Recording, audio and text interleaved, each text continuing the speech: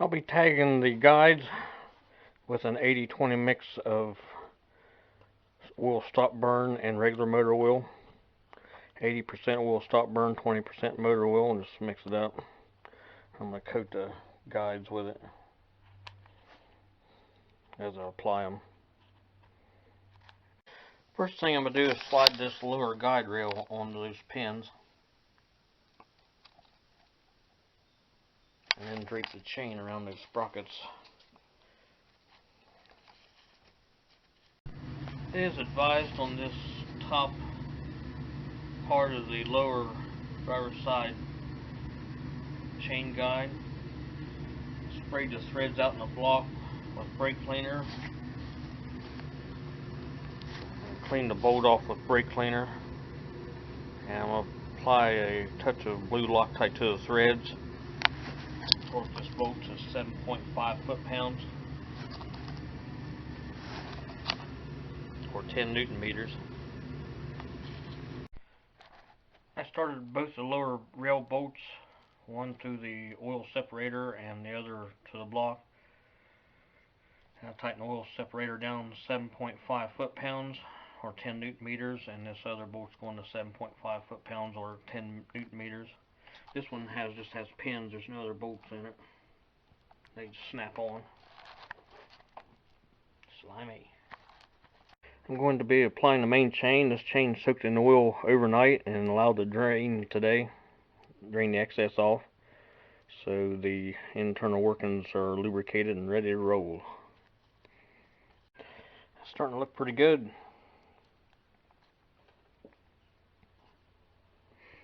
Now to drop the reversing rail in there.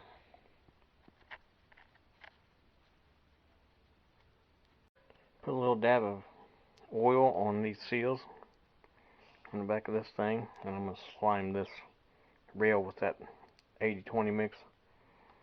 Make sure the stuff's in it. And looks like I'm going to take the grub screw out of the other one and put in this one. I degreased it. Prep it for more blue Loctite before I install it. I'll put this rail on first, then install this screw till it just makes contact with the engine block or this nipple on this, and it's done. This one on with the O-ring on it, it's kind of pushing it out a little bit. The chain looked good on the sprocket, but leave it down off the VANOS on this passenger side, so you can get all three of these bolts in. Clearance for them to get in there.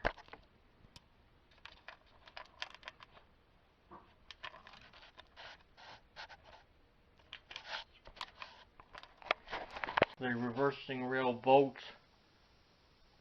torque to 14 Newton meters or 10.3 foot-pounds.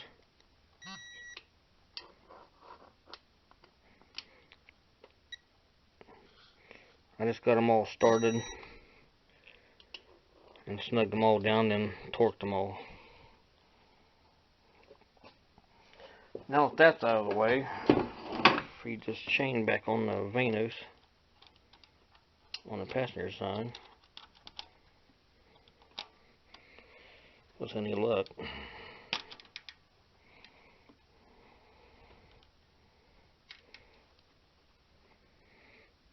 The guide's all slimed up.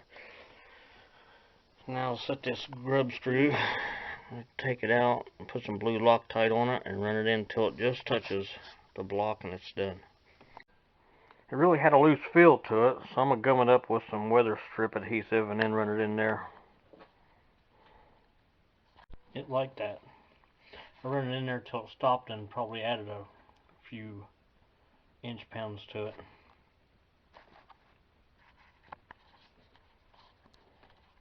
It's got a bite on it now.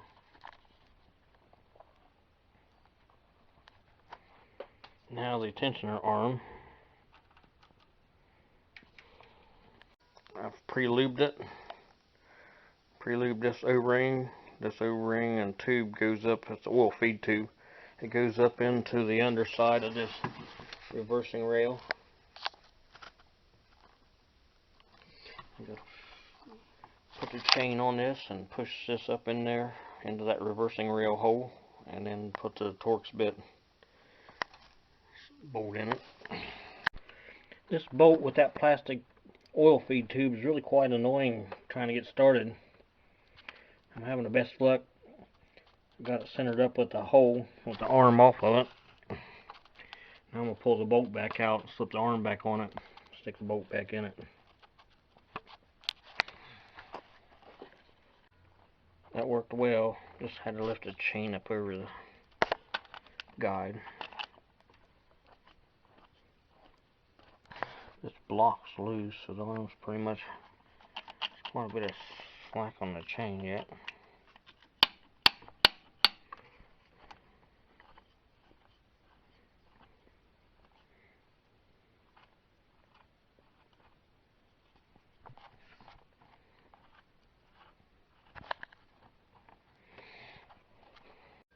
I think I need 12 socket to tighten that tensioner arm pin down to 22 Newton meters or 16 foot-pounds.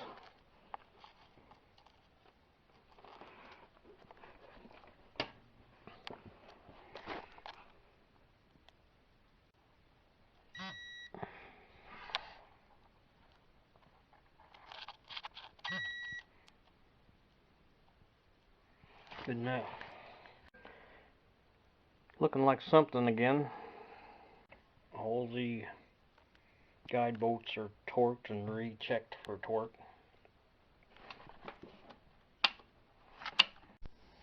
I've still got this block installed in line with the tensioner. I've held this tensioner arm up, applying about 10 pounds of pressure to it, and run that screw into it, just so that if I exceed about 10 pounds, that the arm can come off of the screw seat.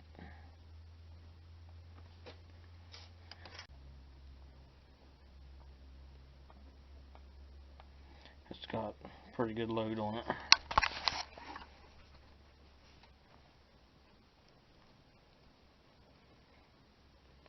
I can still turn the screw some with my finger, but it's hard. It kind of was easy, and then it got hard, and that's where I stopped. So anyway, I'm going to pull the pins on this. Both of these tensioners, secondary tensioners. I'm going to lift up on them while I do it so I don't bust them. I'll lift up, take the tension off of this clip, then slip them out of there. And that'll save you from having to buy new tensioners, or the plastic, or whatever.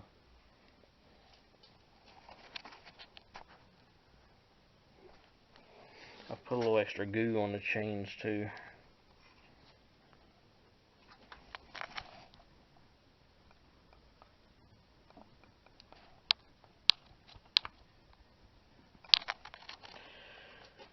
Now the next fun part is to stick a special tool into these VANOS.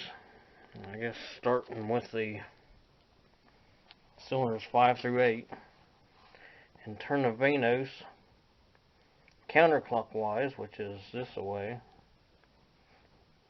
Pulling from top, I'll be pulling toward the center of the engine. I have a continuity tester on this pin and grounded to this housing, or anywhere it's got a good ground. You can even hook it on the gear, I guess. Pull this sprocket 30 foot-pounds counterclockwise, or 40 Newton meters, until the meter reads 0 ohms. Or if you've got an audible meter, you can just hear the tone when it set the ohms and it bottoms out. This has 3 contacts that gets grounded when you've pushed all the oil out of the chamber. It's got an oil cushion in there, and sometimes you just kind of got to work it until it bottoms out and squeezes the oil out of the inside of it. Has to be done, both sides.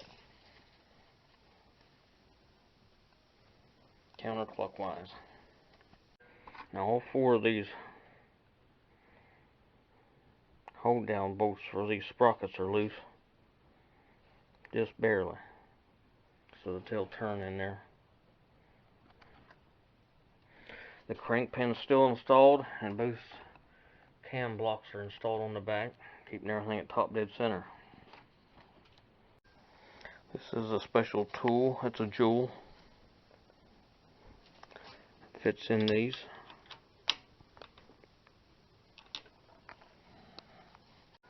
A 24mm socket fits it.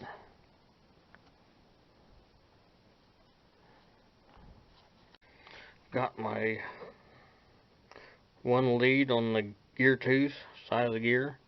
I've got another lead on one of these brass pins. Doesn't matter which one, there's three of them. All three of them ground when the VANOS is bottomed out to the left. This one didn't have any oil in it. It probably wore out. But I just push down on it and watch this one turn to a 0.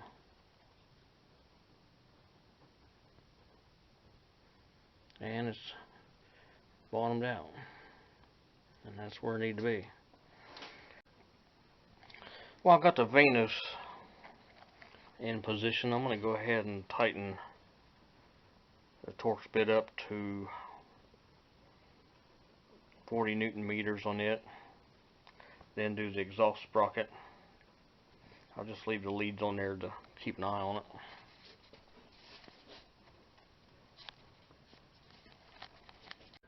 It is left-hand thread.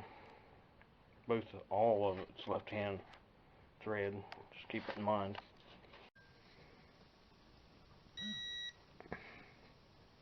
Okay, I've put 30 foot-pounds on both of these bolts.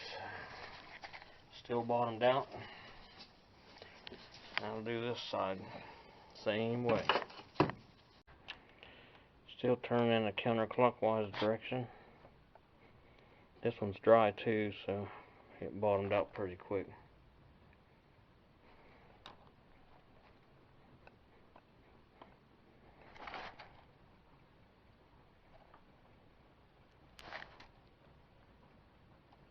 Hope that's a loose bolt and not the VANOS twitching around. Okay, still bottomed out. Tighten both of these left-hand threaded jewels to 30 foot-pounds.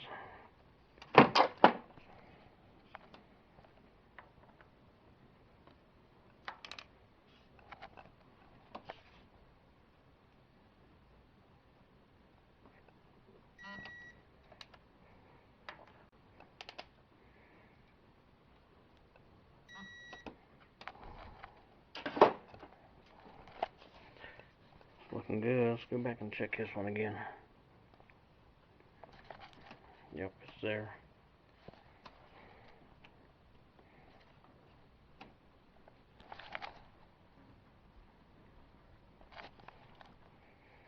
Moderate tension on the chain.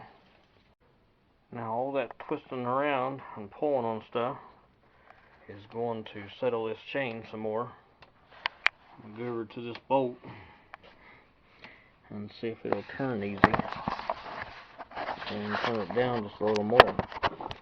Lift up on this tensioner 4 or 5 pounds and yep, put some slack in it.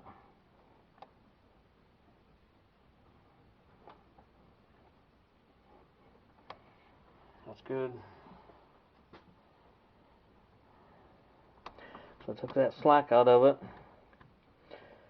Now I'm going to pull the crank top dead center pin and these blocks off the cams and rotate this motor 2 full turns.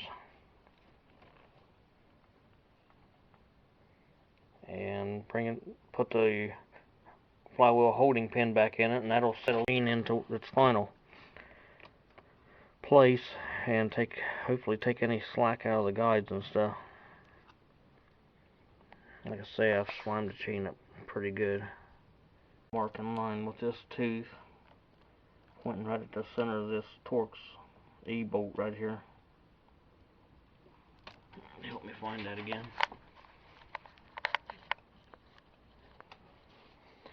Once I rotate this around 2 times, I'm going to check the slack on this bolt and adjust the slack out of it again, and take these bolts loose again, all 4 of them, and pull on the VANOS counterclockwise and check the continuity of these pins, or one of them, any one of them. One more time.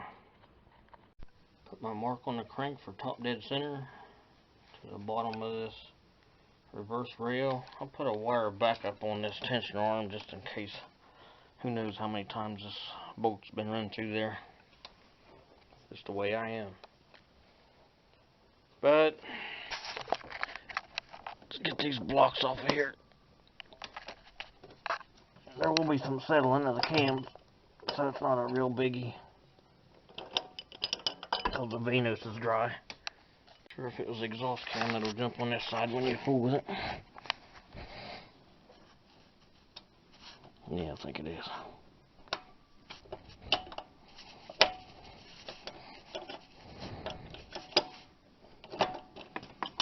Over the intake cam.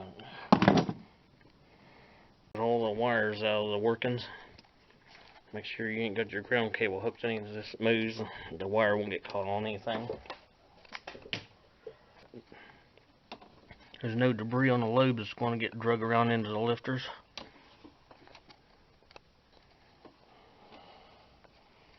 And this thing has tension on it.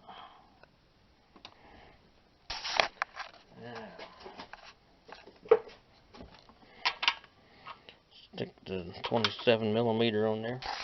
Turn this thing clockwise.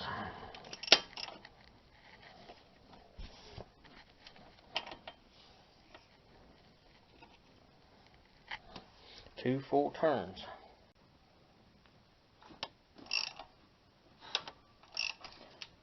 Just make sure if you hear anything go ka-thump, stop right there, see what the problem is.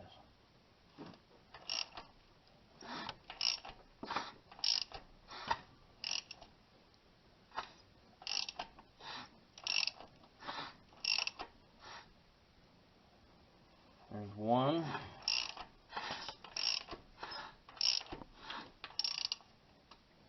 I'm getting shot with the motor oil out of the VANOS on the passenger side. And there's 2. Now that that's done, both bank 1 intake and exhaust loops are pointing toward one another. This one and that one. Let's check the tensioner and see what happened to it. Yep, it did get a little slop in it. A few pounds of force to this.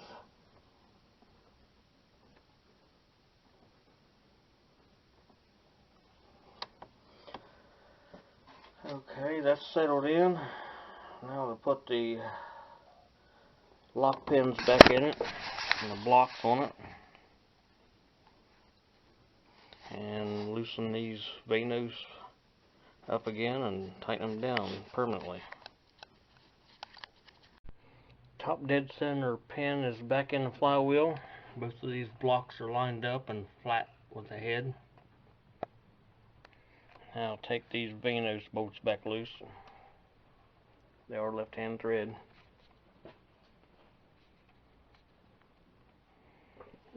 Always just kind of pick up on your tensioner, make sure it's got some pressure on it, and it's a screw you can't turn by hand.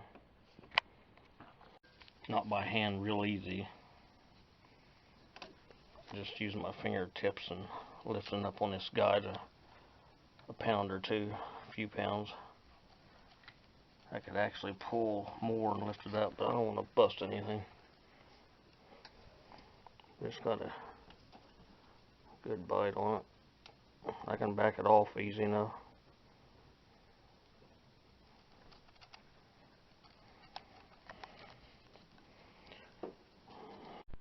I was actually kind of curious to whether these VANOS stayed in there, and the passenger side one is still there after realigning all the blocks and the top dead center pin. It's in business. Now the driver's side is just barely off a little bit to do it. Look at that. That's just moving it. Now it's staying on. Take all four of these loose again and turn the VANOS to the left. And there's the driver's side. I went ahead and snugged both sprockets down to 40 Newton meters again. I'm going to do the other side, and then final torque on the exhaust sprocket bolt is 125 Newton meters or 92 foot-pounds, and the final torque on the VANOS sprocket bolt intake cam is 110 Newton meters or 81 foot-pounds, both sprockets.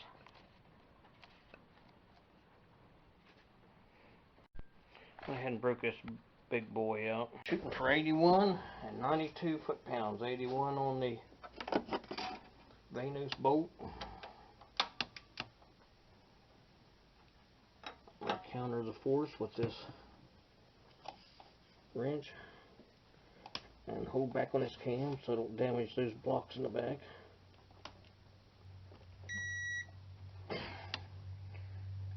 .7, that's close enough.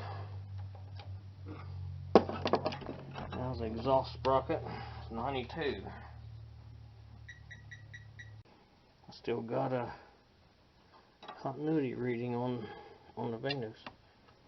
Okay, got the wrench centered on that hex head good, got a good bite.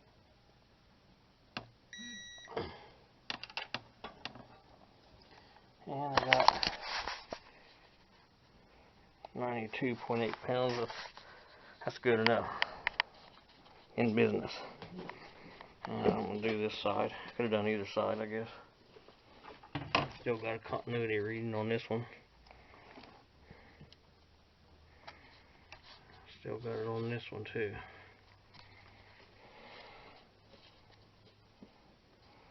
I'll finish tightening this side. Okay, it's just like downtown.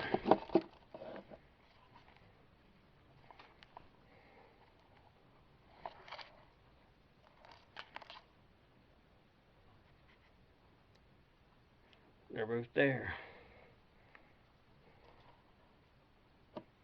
One contact's a little scaly or wore out or something. Oh, it never ends.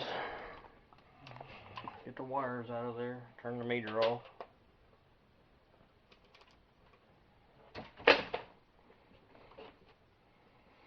All four of those torx bolts are tightened down.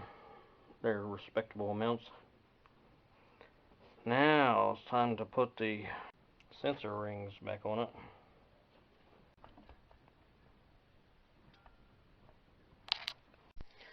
While the blocks and timing pins still installed, I went ahead and installed these special tools.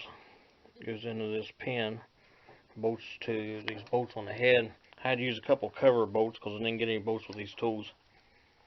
And this pin goes in a pinhole on this tone wheel.